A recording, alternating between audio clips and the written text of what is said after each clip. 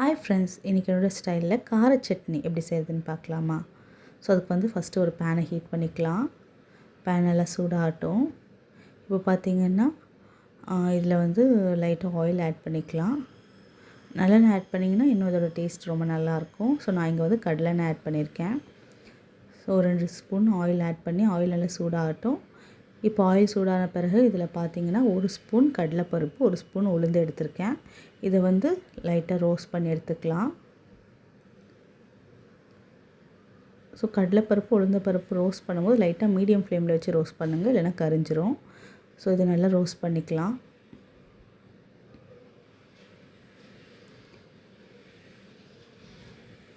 So இப்போ இது ஓரளவுக்கு ரோஸ்ட் ஆன பிறகு இதில் பார்த்திங்கன்னா கொஞ்சம் வேர்க்கடலை ஆட் பண்ணியிருக்கேன். ஸோ வேர்க்கடலை ஆல்ரெடி வறுத்து தோல் நிற்கிறது, அதனால் நான் கொஞ்சம் கடலைப்பருப்பு, உளுந்த பருப்பு வறுப்பட்ட பிறகு இதை ஆட் பண்ணியிருக்கேன். ஸோ இது மூணுமே ஒரு பொன்னிறமாக ஆறது வரைக்கும் நல்லா வதங்கட்டும். இப்போ இது நல்லா ரோஸ்ட் ஆகிடுச்சு. ஸோ இப்போ பார்த்திங்கன்னா இது ஒரு ஃப்ளேவர் நல்லாயிருக்கும். அதோடய ஸ்மெல் இது லைட்டாக ரோஸ்ட் பண்ண பிறகு இதிலே நம்ம இப்போது இதுக்கு சின்ன வெங்காயம் நான் ஆட் பண்ணியிருக்கேன். சின்ன வெங்காயம் ஆட் பண்ணால் அதோட டேஸ்ட் ரொம்ப நல்லாயிருக்கும். ஸோ இது கொஞ்சம் சின்ன வெங்காயமும் ஒரு 4 பல் பூண்டு எடுத்து வச்சுருக்கேன், அதையும் இடத்துல சேர்த்துக்கலாம். ஸோ இப்போ நல்லா வதக்கி விட்டுக்கலாம். உங்கள்கிட்ட சின்ன வெங்காயம் இல்லைன்னா ஒரு 2 பெரிய வெங்காயம் இதில் ஆட் பண்ணிக்கோங்க நறுக்கி.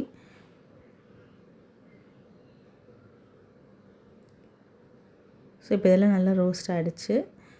இப்போ பார்த்திங்கன்னா இது காரத்துக்கு நான் ஒரு பச்சை மிளகாய், ஒரு 4 வரமிளகாய் சேர்த்துருக்கேன்.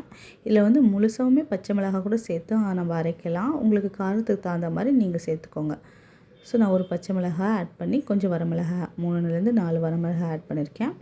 ஸோ இதெல்லாம் சேர்த்து நல்லா கலந்துக்கலாம்.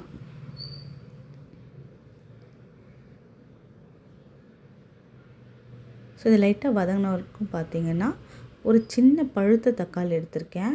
ஸோ இதையும் கட் பண்ணி இதில் சேர்த்துக்கலாம். ஸோ தக்காளி கொஞ்சம் சுருங்குற வரைக்கும் நல்லா வதங்கட்டும். மீடியம் ஃப்ளேமில் வச்சு நல்லா வதக்கி எடுத்துக்கோங்க. ஸோ இப்போ இது எல்லாமே பார்த்திங்கன்னா ஓரளவுக்கு நல்லா வதங்கிருச்சு.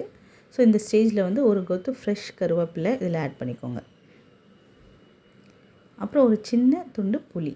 ஸோ இதையும் நல்லா ஆட் பண்ணிக்கி எல்லாத்தையுமே கலந்து ரோஸ்ட் பண்ணிக்கலாம். இது லைட்டாக எல்லாத்தையுமே ரோஸ்ட் பண்ண பிறகு இதை நல்லா ஆற வச்சுக்கலாம் கொஞ்ச நேரம்.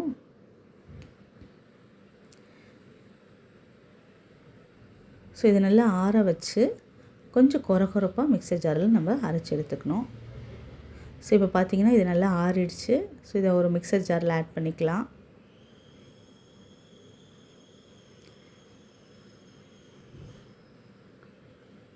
ஸோ இது எல்லாமே நம்ம மிக்சர் ஜாரில் ஆட் பண்ணிவிட்டு கொஞ்சம் கொரப்பாக அரைச்சி எடுக்கணும். இப்போ பார்த்திங்கன்னா இது எல்லாமே ஆட் பண்ணியாச்சு. இதுக்கு தேவையான அளவுக்கு சால்ட் ஆட் பண்ணிக்கலாம். ஸோ இப்போ இது இந்த கன்சிஸ்டன்சியில் நல்லா அரைச்சி எடுத்துக்கோங்க. ஸோ கொஞ்சம் கொரப்பாக அரைச்சி எடுத்துக்கலாம். இப்போ இதுக்கு தாளிப்பு ரெடி பண்ணிடலாம். அதுக்கு ஒரு பேனில் ஆயிலை ஹீட் பண்ணிவிட்டு 1 ஸ்பூன் கடுகு ஆட் பண்ணிக்கிறேன். உங்களுக்கு தேவைப்பட்டால் 2 உளுந்து ஆட் பண்ணிக்கோங்க. இது கூடவே கடுகு நல்லா பொரிஞ்ச பிறகு கொஞ்சமாக கருவேப்பிலை இலை இதையும் ஆட் பண்ணிக்கலாம். ஸோ தாளிப்பு தயாராகிடுச்சு. இப்போ இதை சட்னியில் சேர்த்துக்கலாம். இப்போ பார்த்திங்கன்னா சூப்பரான கார சட்னி ரெடி ஆகிடுச்சு. இது இட்லி, தோசை கூடலாம் சூப்பராக இருக்கும். கண்டிப்பாக ட்ரை பண்ணி பாருங்கள். இட்லி, தோசை, பொங்கல் இது கூடலாம் கூட ரொம்ப நல்லாயிருக்கும். நான் இன்றைக்கி பார்த்திங்கன்னா தோசை கூட சர்வ் பண்ணியிருக்கேன். ஸோ தோசை கூடயும் இது ரொம்ப நல்லாயிருக்கும். கண்டிப்பாக ட்ரை பண்ணி பாருங்கள். தேங்க்யூ ஃபார் வாட்சிங்.